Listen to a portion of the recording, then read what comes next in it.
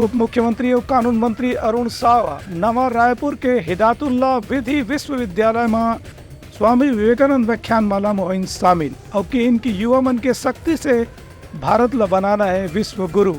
प्रदेश के उप मुख्यमंत्री और विधि विधायी कार्य मंत्री अरुण साव का नवा रायपुर स्थित हिदायतुल्लाह राष्ट्रीय विधि विश्वविद्यालय में स्वामी विवेकानंद राष्ट्रीय व्याख्यानमाला में अपन विचार व्यक्त करत कहिन कि समावेशी शासन से ही दुनिया आगे बढ़त है और इसमें भारत सबसे बड़े शक्ति के रूप में उभर के सामने आए है। उप मुख्यमंत्री अरुण साव के कहना रही से कि स्वामी विवेकानंद खुद समावेशी शासन के पक्ष में रही हैं। उनका दृष्टिकोण रही से कि ऐसी शासन व्यवस्था में हर वर्ग हर पंथ के भागीदारी होना चाहिए, तभी देश ला समग्र रूप से आगे बढ़ाए जा सकते है।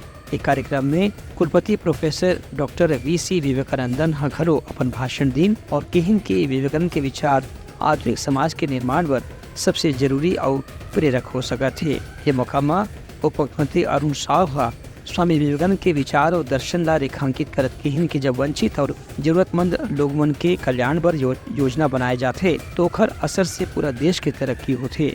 एक कार्यक्रम में युवा प्रतिभागी मन घलो अपन विचार व्यक्त करें। Bureau report, Uttarakhand news.